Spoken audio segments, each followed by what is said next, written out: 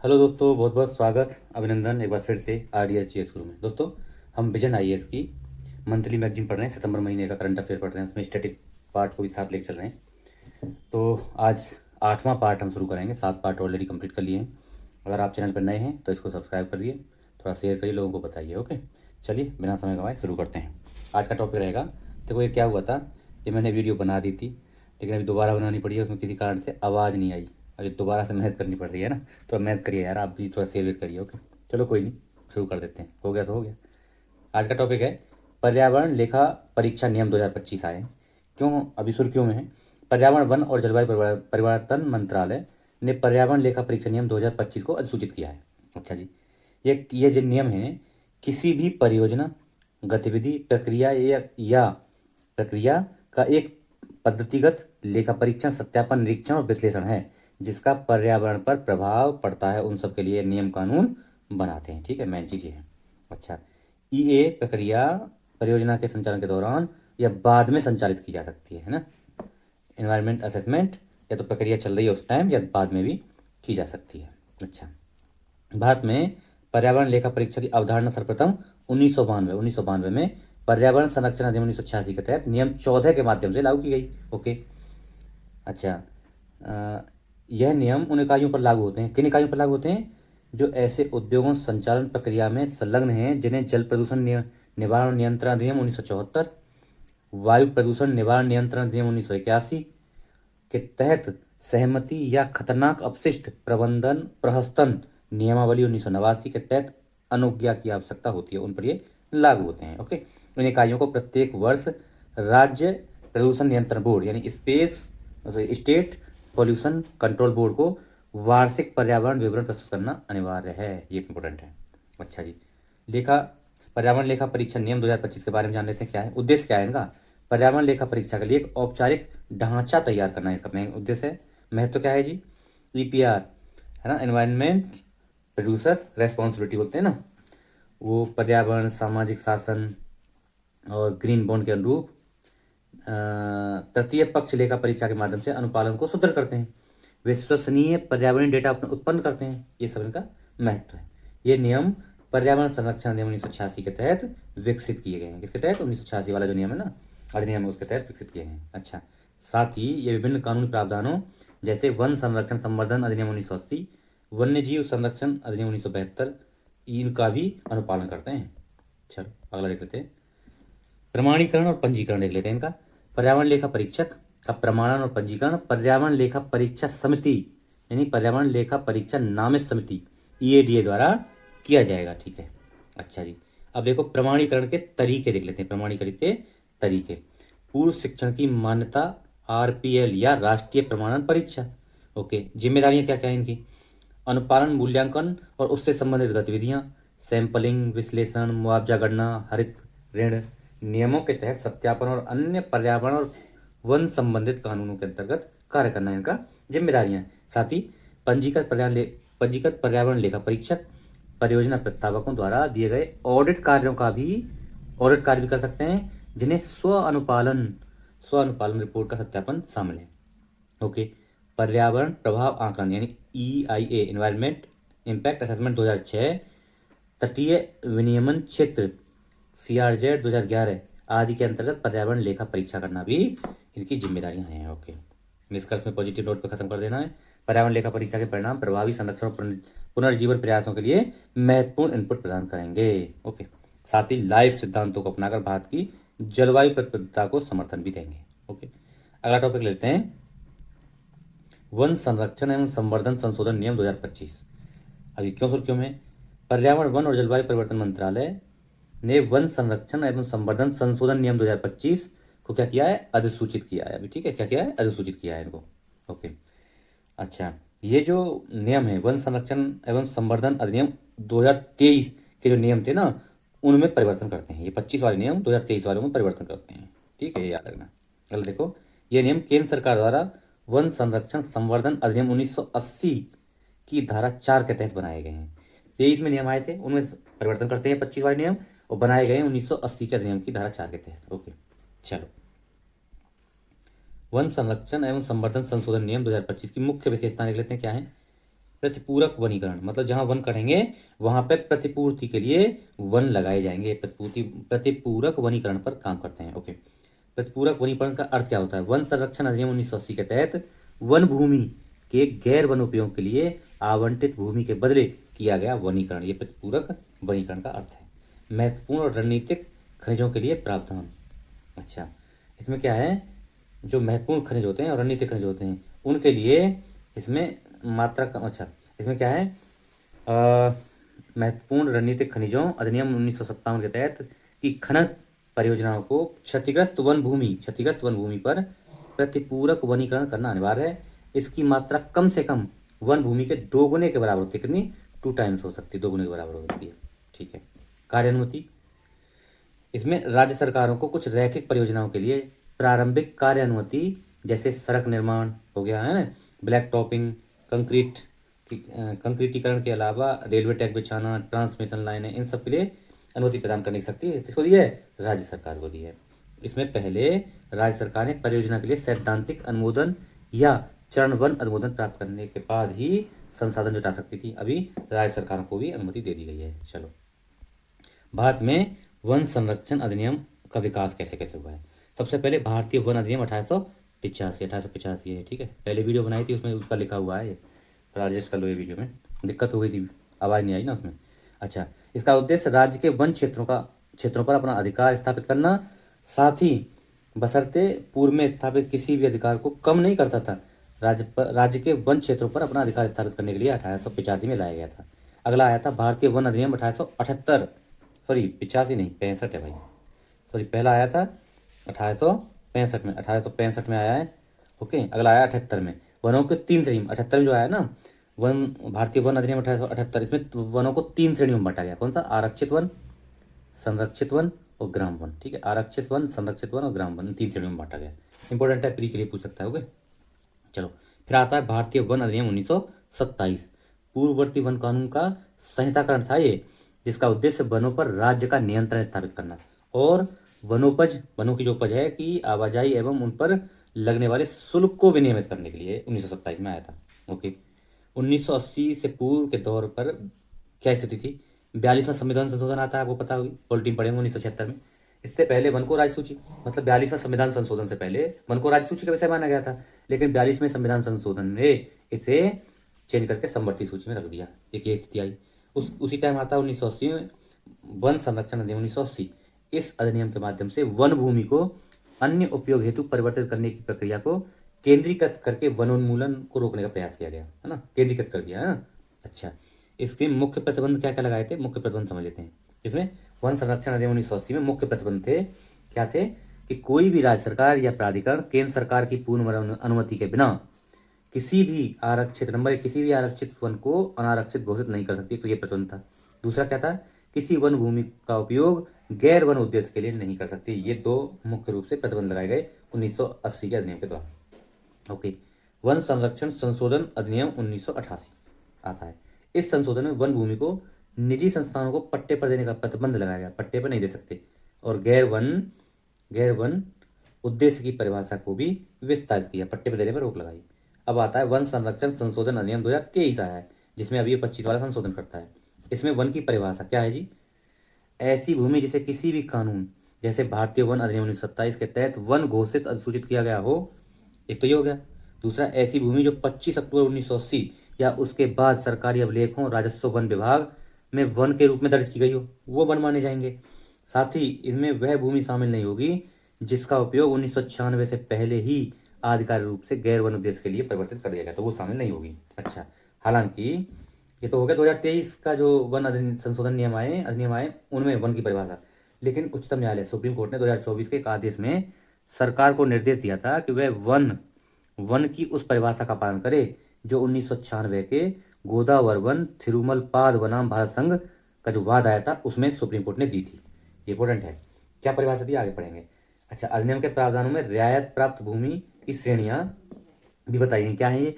भारत की सीमा के 100 किलोमीटर के भीतर स्थित भूमि जिसका उपयोग राष्ट्रीय सुरक्षा, जन सुविधा, सड़क निर्माण, ग्राम सड़कों से जुड़ने के लिए, मार्गों के लिए, इन सब के लिए किया जाता है, तो उसमें कुछ रियायत दी जा सकती है, ये प्रावधान है। अच्छा, अब देखते हैं कि जो हमारा कानून आया था कौन सा, ये कानून नहीं, वाद था एक, TN गोदावरमन थिरुमुलपाद बनाम भारत संघ 1996 में जो सुप्रीम कोर्ट में एक वाद आया था ना, जो कोर्ट केस हुआ था, उसमें क्या निर्णय हुआ था। यह 1995 का उच्चतम न्यायालय का एक महत्वपूर्ण निर्णय है जिसने वन की व्यापक और समग्र परिभाषा स्थापित की। क्या है वह वन की परिभाषा? देखो, वन की परिभाषा का विस्तार करते हुए इसमें निम्नलिखित को शामिल, क्या क्या शामिल किया गया वन की परिभाषा में, देख लो। नंबर 1, ऐसे क्षेत्र जो किसी भी सरकार यानी केंद्र या राज्य अभिलेख में वन के रूप में दर्ज हों, चाहे उनका स्वामित्व या मान्यता वर्गीकरण कुछ भी हो, वो वन माने जाएंगे। दूसरा, ऐसे सभी क्षेत्र जो वन के शब्दकोशीय अर्थ के अनुरूप हों, वो वन माने जाएंगे। तीसरा, वे क्षेत्र जो 1996 के आदेश के बाद राज्य सरकारों द्वारा गठित विशेषज्ञ समितियां जो बनाई गई थी ना, उन्होंने वन के रूप में चिन्हित किया। मतलब 1996 के बाद जो राज्य सरकारों ने समितियां बनाई और उन्होंने वन के रूप में गठित माना, वन के रूप में उन क्षेत्र को माना, तो वो भी वन माने जाएंगे। ये 3 व्यापक इसमें निर्णय थे। अच्छा, नेक्स्ट देख लेते हैं। वन संरक्षण संवर्धन संशोधन नियम 2025 वन शासन को आधुनिक बनाने, अनुमोदनों को स्पष्ट करते हैं, वनीकरण को बढ़ावा देते हैं, रणनीति परियोजनाओं का समर्थन करते हैं और इस अधिनियम को राष्ट्रीय जलवायु जैव विविधता कार्बन सिंक लक्ष्यों के अनुरूप बनाते हैं। ठीक है, ये उसका पॉजिटिव नोट पे खत्म होता है। अगला टॉपिक आता है हमारा हरित ऋण यानी ग्रीन क्रेडिट कार्यक्रम, ग्रीन क्रेडिट प्रोग्राम। पर्यावरण, वन और जलवायु परिवर्तन मंत्रालय ने हरित ऋण यानी ग्रीन क्रेडिट नियम 2023 के अंतर्गत वृक्षारोपण के लिए ग्रीन क्रेडिट गणना की एक नई प्रणाली जारी की है, इसलिए यह भी लाइट में आ गया है। ठीक है, चलो, ग्रीन क्रेडिट नियम 2023 को पर्यावरण संरक्षण अधिनियम 1986 के तहत अधिनियमित किया गया। ये भी इंपोर्टेंट है प्री के लिए। ठीक है, ओके। अगला देखो, वृक्षारोपणों से संबंधित संशोधित ग्रीन क्रेडिट गणना कार्यप्रणाली, मतलब संशोधित जो हुई है ना, उसमें क्या क्या रखा गया। देखो, ग्रीन क्रेडिट दावा, क्षतिग्रस्त वन भूमि पर 5 वर्षों तक पुनर्स्थापना के बाद और न्यूनतम 40% वृक्षावरण घनत्व प्राप्त होने के बाद ही इसका दावा किया जाता है। किसका? ग्रीन क्रेडिट का दावा किया जाता है। ओके। दूसरा, एक ग्रीन क्रेडिट बराबर होता है एक नया वृक्ष जो 5 वर्ष से अधिक पुराना हो, एक ग्रीन क्रेडिट वो माना जाएगा। ओके। क्रेडिट अंतरण, क्रेडिट गैर व्यापारिक और गैर अंतरणीय होते हैं। इनका एक बार के लिए विनियमन किया जा सकता है, किंतु इनका पुनः उपयोग नहीं किया जा सकता। इंपॉर्टेंट है, पुनः उपयोग नहीं किया जा सकता। ओके, चलो ग्रीन क्रेडिट के बारे में समझ लेते हैं। ग्रीन क्रेडिट का अर्थ क्या है जी? किसी विशिष्ट गतिविधि के लिए प्रदान की गई प्रोत्साहन की एकल इकाई और जिसका पर्यावरण पर सकारात्मक प्रभाव पड़ता हो, उसको ग्रीन क्रेडिट करेंगे। अब देखो भैया, ग्रीन क्रेडिट और कार्बन क्रेडिट, इन दोनों में अंतर देख लेते हैं। अंतर क्या है? ठीक है, चलो। तो ग्रीन क्रेडिट पर्यावरण संरक्षण अधिनियम 1986 के तहत संचालित होते हैं, जबकि कार्बन क्रेडिट ऊर्जा संरक्षण अधिनियम 2001 के तहत संचालित होते हैं। एक तो अंतर हो गया। दूसरा देखते हैं। यह कार्यक्रम ग्रीन क्रेडिट व्यक्तियों और समुदायों को लाभ प्रदान करते हैं, व्यक्ति और समुदायों को, जबकि कार्बन क्रेडिट मुख्य रूप से उद्योगों और निगमों को लाभ पहुंचाते हैं। दूसरा अंतर हो गया। तीसरा देखो, ग्रीन क्रेडिट गतिविधियां कार्बन क्रेडिट के लिए पात्र हो सकती हैं जिनमें कार्बन उत्सर्जन में कटौती जैसे जलवायु सैलाब मिल सकते हैं, किंतु हरित ऋण क्रेडिट किंतु इसका विपरीत संभव नहीं है। ये सब यहाँ खत्म हो जाता है। ठीक है, अच्छा, ये तो अगला टॉपिक है, हरित ऋण यानी ग्रीन क्रेडिट कार्यक्रम के बारे में जान लेते हैं। ग्रीन क्रेडिट कार्यक्रम है क्या, इसके बारे में समझते हैं। देखिए, ओके, चलो, हाँ जी, यह देश भर में नवीनीकरण और जल संरक्षण के लिए स्वैच्छिक वृक्षारोपण गतिविधियों को प्रोत्साहित करता है। स्वैच्छिक वृक्षारोपण गतिविधियों को प्रोत्साहित करने हेतु एक नवोन्मेषी बाजार आधारित तंत्र है। अच्छा, यह पर्यावरण के लिए जीवनशैली लाइफ आंदोलन के तहत एक पहल है। किसके तहत? लाइफ आंदोलन के तहत एक पहल है। ओके। मिशन लाइफ 2021 में भारत ने नेतृत्व में वैश्विक जन आंदोलन है, जिसका उद्देश्य व्यक्तियों और समुदायों को पर्यावरण की रक्षा के लिए हेतु प्रेरित करना होता है। मिशन लाइफ प्रेरित करने के लिए 2021 में लाया गया एक क्या है? एक पहल है। ओके। स्थापना पर्यावरण संरक्षण अधिनियम 1986 के तहत स्थापना हुई किसकी? मिशन लाइफ की। ओके। उद्देश्य क्या है? भूमि बैंक निर्माण करना, वन विभागों द्वारा क्षतिग्रस्त भूमि के पंजीकरण के माध्यम से भूमि बैंक बनाना, भागीदारी को बढ़ावा देना, सरकारी संस्थाएं, निजी कंपनियां, गैर सरकारी संगठन यानी एनजीओज, व्यक्तियों, समूह, सोसाइटी, पंजीकरण, इन सबको इसमें शामिल करना है। ओके, चलो अगला देखो। अब एक समझते हैं, ग्रीन क्रेडिट निम्नलिखित पर्यावरणीय गतिविधियों के माध्यम से उत्पन्न होता है। ग्रीन क्रेडिट उत्पन्न कैसे होता है? देखो, वृक्षारोपण करोगे उससे उत्पन्न होगा, जल संरक्षण से होगा, सतत कृषि यानी सस्टेनेबल एग्रीकल्चर करोगे उससे उत्पन्न होगा, जल प्रबंधन से उत्पन्न होगा, वायु प्रदूषण में कमी लाओगे उससे उत्पन्न होगा, मैंग्रोव संरक्षण न्यूनीकरण करने से भी उत्पन्न होगा। इको मार्क लेवल विकास करते हो उससे उत्पन्न होगा। संधारणीय भवन यानी सस्टेनेबल बिल्डिंग बनाओगे और इंफ्रास्ट्रक्चर बनाओगे उससे भी ग्रीन क्रेडिट उत्पन्न होता है। अगला टॉपिक रहेगा हमारा शासन संरचना। अच्छा, भारतीय वानिकी तो ग्रीन क्रेडिट कार्यक्रम की शासन व्यवस्था अंतर मंत्रालयी संचालन समिति द्वारा समर्थित है। ओके, भारतीय वानिकी अनुसंधान और शिक्षा परिषद इसका इस कार्यक्रम का प्रशासक है। कौन है प्रशासक? इस कार्यक्रम का प्रशासक कौन है? भारतीय वानिकी अनुसंधान और शिक्षा परिषद। ओके, चलो देख तो इनकी अन्य पहले देख लेते हैं। ग्रीन क्रेडिट की अन्य पहल है। ओके, तटरेखा आवास और मूर्त आय के लिए मैग्रोव पहल यानी मिष्टी पहल 2023 में आई। प्रतिपूरक वनीकरण कोष अधिनियम 2016 इसी के लिए वन संरक्षण 1980 के प्रावधान के अनुसार लाया गया। राष्ट्रीय हरित भारत मिशन 2014 और राष्ट्रीय बांस मिशन 2006 ये सब इन्हीं के लिए लाए गए। किसके लिए? वनीकरण के लिए अन्य पहले हैं। ओके, ये टॉपिक हमारा संपन्न। अगला देखते हैं, राष्ट्रीय भूतापीय ऊर्जा नीति आई है। Okay, national policy on geothermal energy. सुर्खियों क्यों? हाल ही में केंद्रीय नवीन और नवीकरणीय मंत्रालय MNRE ने राष्ट्रीय भूतापीय ऊर्जा नीति 2025 को अधिसूचित किया, इसलिए ये चर्चा में आ गई। भूतापीय ऊर्जा का महत्व क्या है, महत्व समझ लेते हैं। ये नवीकरणीय ऊर्जा है, यानी पृथ्वी की ऊष्मा से उत्पन्न नवीकरणीय ऊर्जा। इसमें संसाधन का क्षय नहीं होता, नवीकरणीय। स्वच्छ ऊर्जा है, जीवाश्म ईंधन की तुलना में 95% कम उत्सर्जन करती है और बहुत कम कार्बन फुटप्रिंट बनाती है। भरसोईबंद ऊर्जा है, 24x7 मतलब 24 घंटे 7 दिन ये ऊर्जा प्राप्त हो सकती है। आर्थिक रूप से लाभकारी, ऊर्जा आयात पर निर्भरता कम कर सकती है, रोजगार के अवसर उत्पन्न करती है और दीर्घकालिक स्थिरता सुनिश्चित करती है। ठीक है, हालांकि है तो थोड़ी महंगी स्टार्टिंग में, लेकिन हमारे आयत तो कम कर सकती है ना, जो हम खनिज तेल खरीदते हैं और गैस खरीदते हैं उसको कम कर सकती है। भूतापीय ऊर्जा के बारे में समझ लेते हैं जी। इस ऊर्जा का स्रोत भूपर्पट यानी क्रस्ट से संग्रहित ऊष्मा होती है। ठीक है, ये तो देख लेंगे अभी।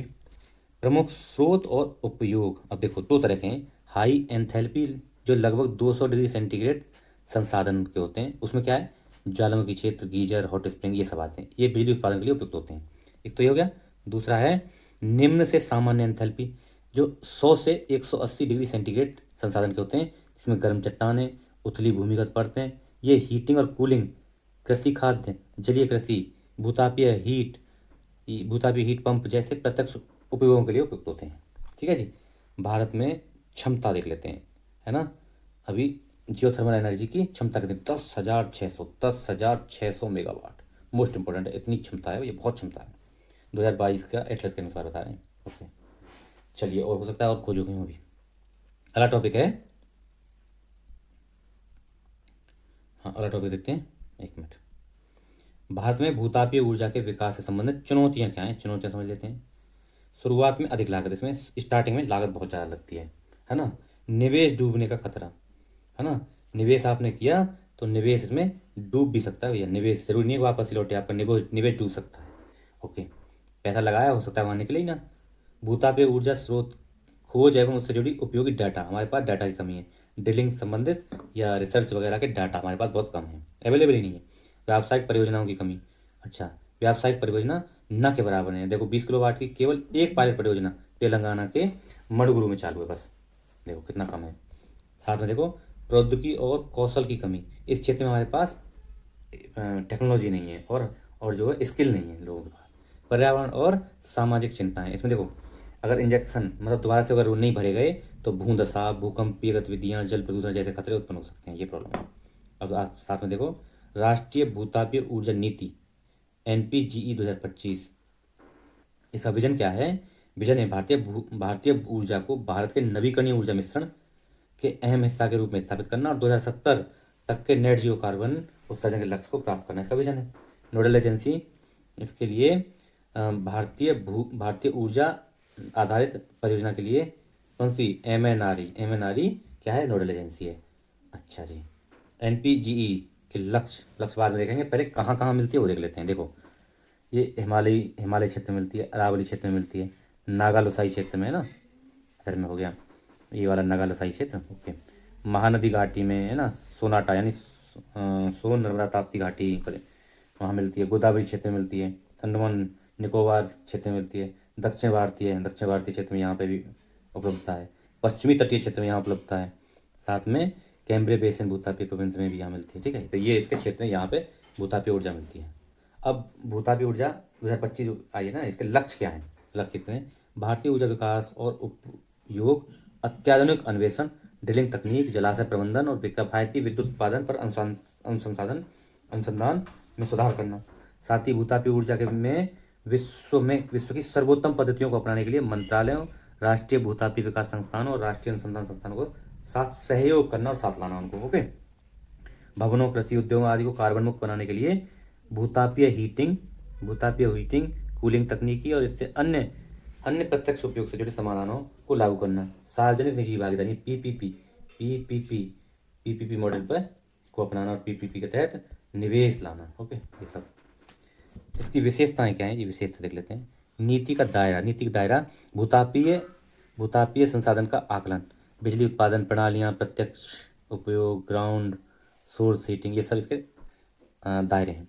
उभरती हुई नवीन प्रौद्योगिकियाँ जैसे अत्याधुनिक भूतापीय प्रणालियाँ, एजीएस, भूतापीय ऊर्जा भंडारण, अपतटीय भूतापीय कूप, ये सब।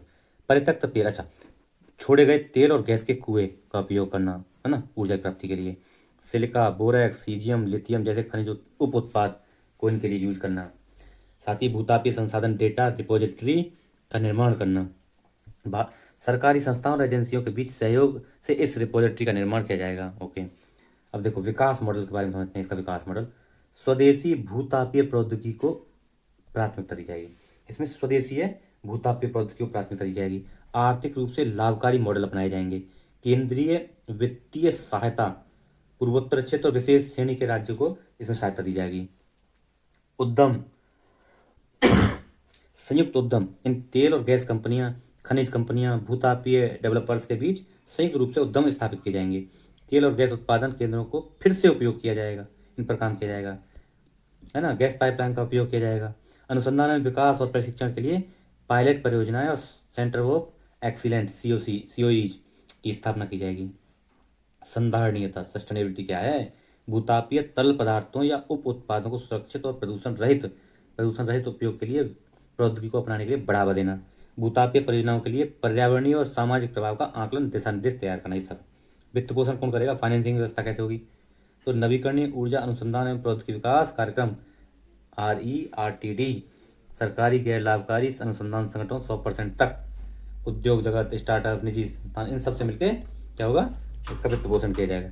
राजकोषीय प्रोत्साहन दिए जाएंगे। उपकरणों, सेवाओं, जीएसटी में छूट, आयात शुल्क में छूट, कर छूट, ये सब राजकोषीय प्रोत्साहन होंगे। समर्थन तंत्र तैयार किया जाएगा। इस क्षेत्र की परियोजनाओं को भारतीय क्रेडिट ट्रेडिंग स्कीम में शामिल किया जाएगा। राज्यों के बीच ग्रिड सुविधा, ओपन एक्सेस शुल्क में छूट, है ना। नवीकरणीय ऊर्जा खरीद दायित्व के लिए पात्र किए जाएंगे, ये समर्थन दिया जाएगा। राज्यों और केंद्र शासित प्रदेशों के बीच दिशा निर्देश। अच्छा, इसमें क्या होगा? भारतीय ऊर्जा स्रोत की खोज अन्वेषण संबंधित 3 से 5 वर्षों के लिए पट्टे दिए जाएंगे। भूतापीय ऊर्जा से बिजली उत्पादन, भूतापीय ऊर्जा के प्रत्यक्ष उपयोग वाले समाधानों के विकास हेतु 30 वर्ष तक के लिए पट्टे दिए जा सकते हैं। ओके, नामित राज्य नोडल एजेंसियों द्वारा प्रबंधित सिंगल विंडो क्लियरेंस व्यवस्था की जाएगी। विशेष रूप से आदिवासी और सुदूर क्षेत्रों में भूतापीय ऊर्जा विकास से पहले हितधारकों से परामर्श लेंगे। साथ ही पर्याप्त क्षतिपूर्ति उपाय सुनिश्चित किए जाएंगे। इंपॉर्टेंट काम है ये।